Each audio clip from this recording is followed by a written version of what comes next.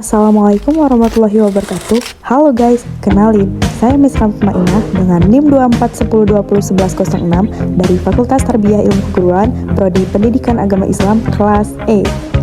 Dulunya saya belum ada niat, bahkan belum ada motivasi sama sekali untuk kuliah, karena saya hanya berfokus ingin menjadi seorang MUA.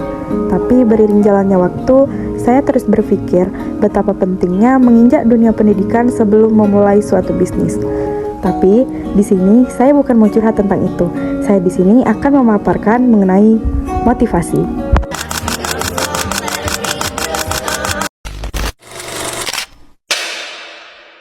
Halo guys, kalau ditanya kenapa motivasi belajar itu penting, jawabannya bukan cuma soal biar lulus cepat atau biar IPK tinggi. Itu sih cuma bonus. Motivasi belajar itu adalah fondasi utama yang bikin pengalaman kuliah kita jadi worth the hype, bukan cuma rutinitas yang membosankan.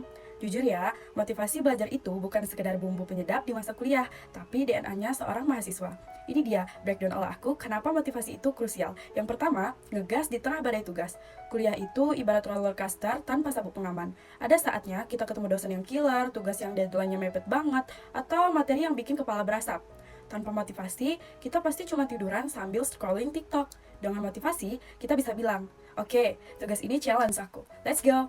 Yang kedua, anti baper dan anti mager. Di tengah jalan pasti ada momen di mana nilai kita jeblok, ide kita ditolak, atau kita merasa insecure sama temen yang lebih pintar.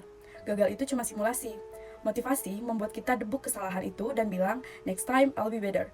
Gak ada waktu buat drama, kita fokus upgrade skill. Yang ketiga, kompas menuju the real goal. Bukan cuma wisuda, semua orang pengen wisuda, tapi motivasi sejati itu bukan cuma pengen foto pakai toga. Motivasi itu adalah visi kita setelah casing sarjana itu kita dapat. Belajar bukan cuma demi IPK 4, tapi karena kita pengen menguasai skill tertentu, berkontribusi ke masyarakat, atau bikin startup yang mind-blowing. Kita belajar buat jadi orang yang relevan, bukan cuma jadi gelar di CV. Intinya, motivasi belajar itu penting karena dia adalah remote control kehidupan kita. Kita semua bisa pilih mau jadi penonton yang cuma rebahan di sofa atau jadi aktor utama yang mengendalikan plot twist keren di masa depan. Selanjutnya, siapa atau apa sih yang paling memotivasi diri saya? Kalau ditanya siapa atau apa yang paling ngegasin buat belajar dan survive di kuliah ini, jawabannya bukan dosen, bukan IPK 4 doang, dan bukan pengen cepat lulus. Motivasi terbesar saya itu adalah luka lama yang saya convert jadi kekuatan super. Motivasi utamanya adalah menghancurkan stigma lama.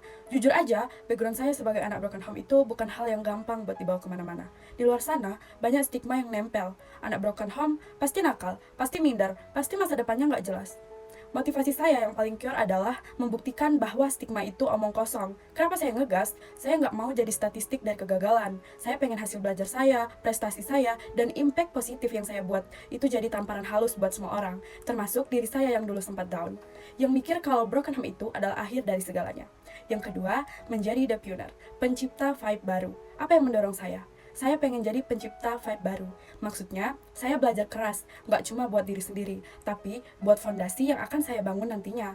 Motivasi saya adalah, saya harus sukses, mandiri secara finansial, dan dewasa secara emosional. Kenapa? Karena saya ingin memastikan kalau suatu hari nanti saya bisa bikin sebuah safe space, sebuah rumah, sebuah keluarga yang utuh, hangat, dan jauh dari drama yang pernah saya alami. Saya mau lingkaran broken home itu berhenti di saya. So, kalau ditanya siapa motivasi saya adalah diri saya sendiri di masa depan yang sukses dan bahagia. Diri saya yang udah berhasil mengubah luka menjadi bahan bakar premium yang bikin saya selalu lari kencang.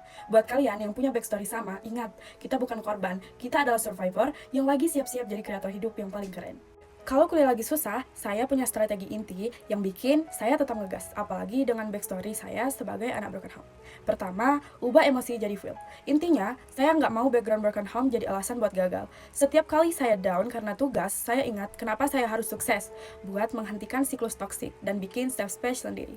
Rasa marah dan kecewa di masa lalu jadi energi panas buat fokus dan ngulik materi sampai tuntas. Strategi saya adalah nggak membiarkan background saya jadi alasan buat gagal. Justru itu saya jadikan superpower dan motivasi terkuat. Setiap kesulitan kuliah itu cuma ujian kecil buat ngebuktiin kalau saya sebagai anak broken home bisa membuat ending yang jauh lebih baik dari plot twist yang dikasih kehidupan. Kita emang gak seberuntung orang lain, tapi ingat, orang lain belum tentu sekuat kita. Prosesnya emang capek, panjang, seringkali juga kita gagal. Tapi gak apa-apa, setiap orang kan punya jalan hidupnya masing-masing. Kalau gagal, dicoba lagi. Kalau jatuh, ya bangkit lagi.